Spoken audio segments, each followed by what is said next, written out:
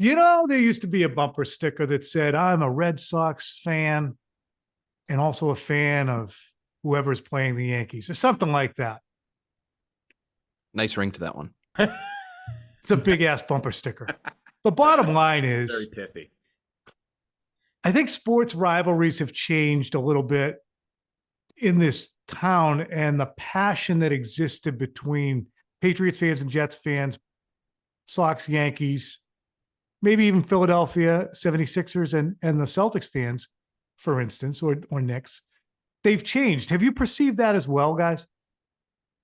I have. I'll start with the obvious one of Red Sox Yankees. That was the biggest rivalry in the history of professional sports, and it was completely one-sided. And then the Red Sox finally flipped the script on it. But what we've seen in the last really 20 years is the Red Sox and Yankees never quite aligning their contention windows at the same time. Outside of 2018, they met in the playoffs, but I would challenge people to give me one memory from that whole series. I don't think there's a lot there. Maybe Ryan Brazier waving, get the bleep back in the box. But that was about it. And so when you lose that, Red Sox-Yankees games now are just another game on the schedule. And even though ESPN and whoever will play them up like they're Armageddon, we all know that they're not. And you lose something when you don't have that anymore. I don't know if you've noticed that. Forsberg, you've got Celtics-Lakers, obviously isn't what it was. Celtics-Sixers has been kind of one-sided. I'm curious how you see it. Yeah, same deal. The games you circle now are the other superstars, right? So like, okay, Luke is coming to town, or like, when Marcus Smart returns, those will be the sort of the rivalry bigger games. Obviously, if the Celtics and Lakers, and they'll meet on Christmas this year, and that'll be a big deal, but until it's in the finals, it's not another game, because they do matter, and because you only get it twice a year, you probably appreciate it a little bit more than the 17 times that it feels like the Red Sox and Yankees play. But yeah, I keep waiting for that.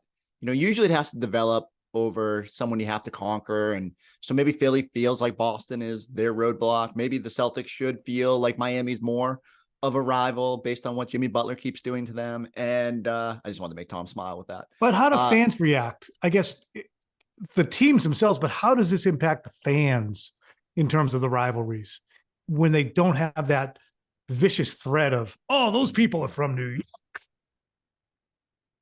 We find villains. Then Kyrie is like, fans can go buy Jimmy the becomes Kyrie a villain. suck shirts, and like, it's not just New York that sucks anymore. It's the specific player.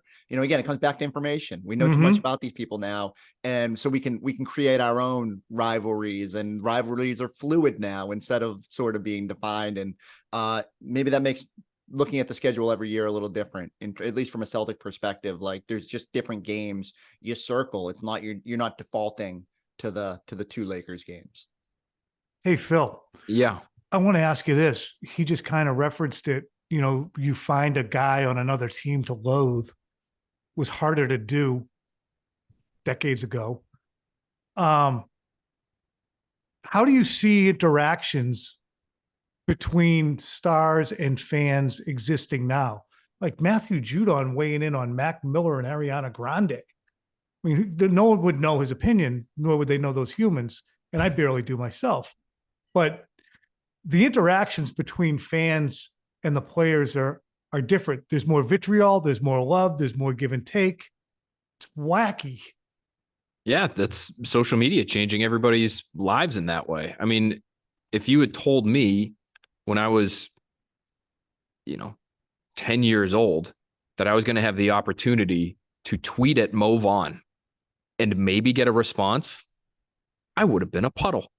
I might have cried. Now, there's a very real possibility that could happen. If you say the right thing or you say the wrong thing, that guy or girl or whoever it is may shoot back at you, whether it's good or bad. And so it's just interesting that world, there was such a barrier between fans and athletes, unless you happen to have a great seat, which most of us weren't able to do, or you saw someone at a card show or, something along those lines to get an autograph. That was kind of it. And now the opportunities are endless. Chris, there's a real huge gap between the way I believe younger Celtics fans interact with the stars there now and the way older fans do. There's they can do nothing wrong mentality, I think, that exists with a larger segment of the younger fan base, because those players are accessible and they're friends. And whereas older fans who may not interact with them just look at the product of the floor and go, these guys drive me friggin' nuts. I don't know. I feel like all ages are mad at Jaylen Brown's left-hand dribble right now. So you can, I think that spans multiple generations. But again, I hear what you're saying in terms of these guys are a little bit more accessible. It's not like you can't be following everything on Instagram and their Instagram stories. You're part of their daily lives, or at least you feel like you are, with the glimpse that we get. And I just think that changes things, because you feel differently about someone when, maybe there's something you can relate to. Maybe there's something you can't relate to. Mm-hmm. I mean, can you imagine if we could have followed Larry Bird and on his travels and such? And I wonder how differently we would feel, coming from a generation that loved Michael Jordan, obviously if we had known everything going on at the time. And I don't know if it would have changed the way we looked at our superstars. I mean, look, Larry Bird got in a bar fight, and it probably cost the Celtics a legitimate shot at a title. That story came out after the playoffs, 85. And if that happened today, there would not be a conversation about Larry Bird without someone saying, who felt like they had to take that sort of cynical side, well, he's the guy who, when they're trying to win it all, he can't keep himself from throwing a few punches at a college football player in Southie or whatever. And that's part of his legend now. But if that happened today, it would be viewed completely differently. And that's part of what Tom's getting at, just this different way that we feel like we know our players and interact with them. Is Boston, to conclude, still the best place in America to be a sports fan? We're all going to say yes, but it's true. It is 1,000% true. And that is not homerism. We've all traveled. We have all been to every corner of the country covering sports. And tell me any place in America that still takes their teams as seriously as ours. There is no one. And I am confident saying that. And that's not me being a homer, because I'm cynical about everything. Go to Miami and see a half-empty arena. It makes you appreciate when a Thursday night in January in the Garden is loaded and rocking and has a different feel. You get stark reminders when you actually get to go see how it is on the other side and what it's like here.